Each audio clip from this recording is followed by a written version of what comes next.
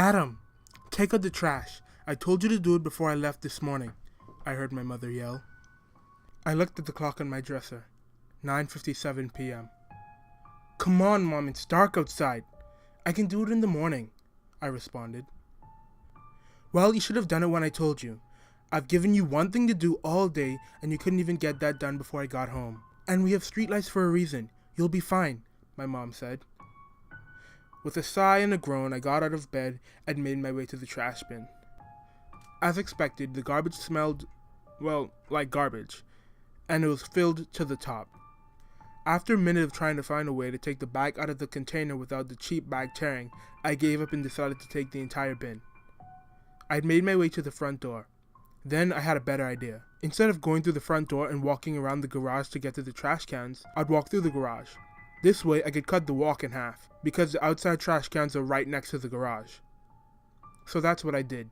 I made my way to the garage door and hit the button, and waited for the door to rise. All the while I'm holding this garbage bin in my hands as the rancid smell assaults my nose. The garage door rose and I made my way to the trash can. I looked around and realized how dark it was. I started to feel slightly uneasy when I realized the streetlights. My mom was right.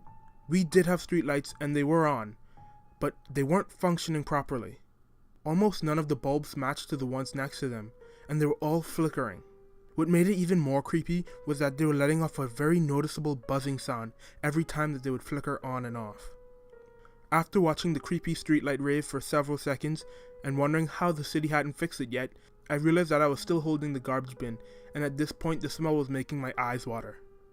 I moved to the trash can and I started to dump the garbage in when I noticed something out of the corner of my eye. At the end of the street there was a guy. He was standing there under the flickering streetlights. He looked like a hobo. He had his back to me, but from what I could see, his clothes were pretty dirty and torn. He was 5 houses away, so it wasn't easy to tell, but it looked as if he had his arms wrapped around his sides, and he was swaying from side to side. And he was hunched over a little bit. It was very off-putting. After seeing this, I picked up the pace. I almost threw away the entire garbage bin. To be honest, I wasn't particularly frightened by the guy, but the mix of flickering lights, the buzzing sound, how emaciated and dirty he looked, all of that strung together made it for quite a freaky looking sight. After the garbage bin was empty, I turned on my heels and I did a little sprint into the garage. I got to the door and I pressed the button and shut it. Then I stood there and I watched the garage go down. The garage door shut and I locked the door. I replaced the garbage bags, washed my hands, and I vowed that I'd take out the trash early so that I didn't have to do something like that again. That vow I made for myself didn't last long. 2 days later I was back out of bed, carrying a bag of trash that was far too heavy, and that had a hole in it that made it leak a horrible smelling liquid. I hauled the bag outside through the garage and made my way to the bin. I then tossed the bag into the garbage can. As usual, the streetlights were flickering, which didn't help my uneasiness that I felt. I stood there, ready to head back into the house when a memory flickered through my mind. It was about the hobo that I saw. I turned to satisfy my curiosity, to see if the guy had still been there, but when I did, my heart skipped a beat. He was there once again, but he was closer. Now he was 2 houses away. He was still swaying, still with his arms wrapped around his waist as if he was cold. The sight was more unnerving than I can express. Now that I was close, I could see how tall he was. He was at least 6'9", and his hoodie and pants were filthy, covered with dark blotches, as if he had recently been crawling around in mud. And for the number of flies that he had orbiting around him, he probably didn't smell good either. I sprinted back to the house, fairly freaked out, then I shut the garage door. After watching it go down, I told my mom about the weird guy that I'd seen. "Don't mind him," she said. "He's probably just on something. And I've never seen this guy when I go out in the morning. So if he freaks you out that much, just take out the trash in the morning so that you can avoid him." I did as told. I started taking out the trash in the morning, and I didn't see the guy. For 2 days I was going good. But on the 3rd day I decided to play God of War, and the time just slipped past me. My heart almost burst out of my chest when I heard a thumping on my door and my mom yell, "Trash, now!" I looked at the time, 9:59 p.m. I felt my palms get sweaty as the thought of the weird hobo being down the street crept into my mind. "That weird guy will be down the street again," I said to my mother. "From what you've told me, he's never even noticed that you were there. And when I was out there getting my work out of the car, I didn't even see anyone. So get up now and take out the trash," she replied. Knowing that I wasn't about to win this argument, I gave a grunt of annoyance and put my shoes on. I was still nervous to go outside, but knowing that my mom didn't see him made me feel a little bit better. But it did make me worry somewhat for my sanity. I got the trash and made my way to the garage, pushing the button. I walked up to the rising door so that I could cut how long I was outside in half, and started to wait until it was high enough for me to get under without hitting my back. When I was under, I froze, standing in front of the open garage. As usual, the lights were still flickering, but this time instead of short flickers, it was long pauses of unbridled darkness. I instantly regretted not taking out the trash earlier. I started to make my way to where I remembered the trash can being, trying not to stumble, when the lights went out. I felt like a complete idiot as I remembered that I had my phone in my pocket. I put the garbage on the ground, then I started to dig around in my pocket. All the while I made a mental note to disinfect my phone when I got inside. I found my phone and I turned on the flashlight. Then I pointed it towards the trash can and started moving forward as I dragged the bag behind me, trying not to tear it. As I made my way closer, I realized that the streetlights were taking longer to come on when they flickered off. Then a voice in the back of my mind told me to use my phone to look around. I hated this idea, and I could feel the cold dropping feeling in the pit of my stomach that is fear. I stood there arguing with myself as the streetlights slowly flickered on and off. I don't know why I just stood there, and I don't know why I didn't just throw away the trash can and made my way inside, but I was scared, and I knew that the only way that I could make myself calm is if I satisfied my curiosity. And I tell you what, my curiosity was satisfied, but not in the way that I wanted. I spun on my heels, flashing the light in wild directions, looking around me. Then I noticed a clock on my phone. It was 10 o'clock exactly. I don't know why I noticed the time, but as soon as I did, I noticed him. He was standing there, under the streetlight that was currently off, and was being illuminated by my phone's flashlight. I could have sworn that he wasn't there before, but he was there now. He swayed from side to side. His clothes were filthy, stained with dirt, mud, and dark liquids. He had his arms wrapped around his waist, and I realized that his arms looped around his entire body at least twice. His hoodie covered his head, and he was hunched over so I couldn't see his face. I stood there petrified. I was still standing there when the smell hit my nose. It was the worst thing that I've ever smelled. It was a mix of dead rats, rotten eggs, spoiled milk, mold, and what I now know is dried blood. I recoiled backwards from the atrocious smell while gagging. Stumbling, I fell backwards over the garbage bag that I had failed to get rid of. Thinking fast while panicking, I decided to put my light on the man instead of trying to get up. I should have gotten up first. Staring back at me was a face that I could never forget for as long as I live. It was gaunt and emaciated, like the skin was stretched to its limits over the bone, while it had deep sunken pits where the eyes should be, and a slack jaw that hung open with rows of jagged, sharp, rotten teeth. Then, this thing that I thought was a man, it spoke. It spoke one single word in a voice that should never be able to come out of something so decrepit.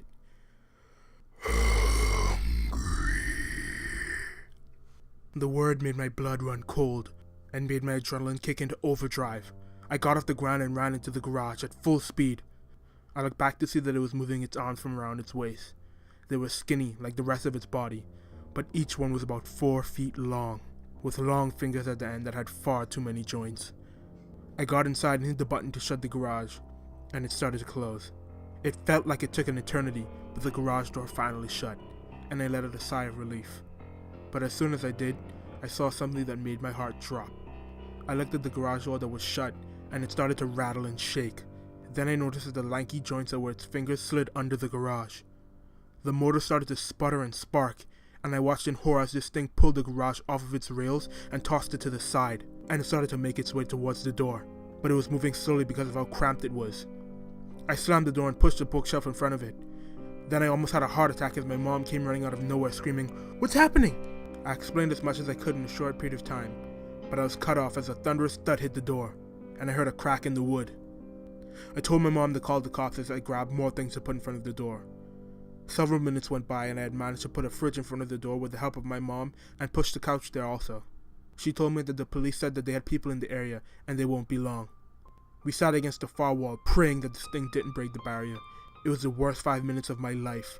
What made it worse was that the monster had managed to break a corner of the door, and it had its arm inside, swinging it around trying to grab the closest thing to it. But as long as the arm was, it couldn't reach us. Eventually we heard police sirens, and I felt the slightest bit of hope. Then the monster's arm disappeared out of the hole that it had made.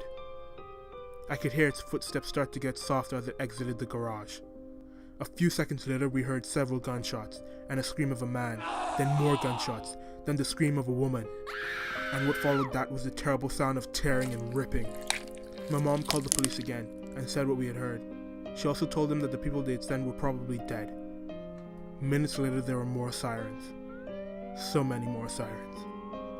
When we figured that it was safe, we removed all of the things that were in front of the door, and made our way out to the police, to a horrific sight.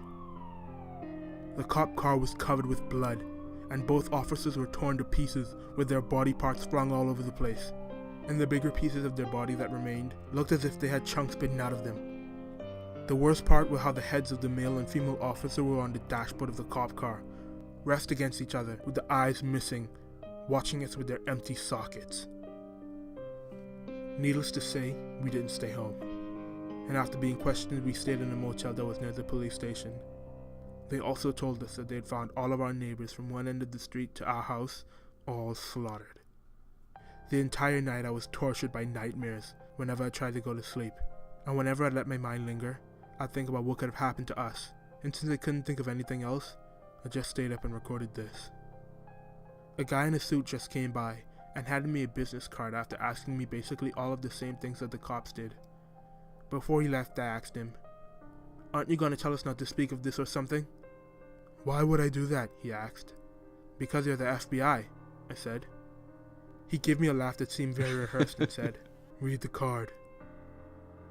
When I did, the card read, "The Interspecies Exploration Association, to advance the betterment of mankind." Then he turned and started to walk away while saying, "Trust me, kid, we ain't the government. Oh yeah, and give us a call if that thing comes back. That is, if you survive if it does."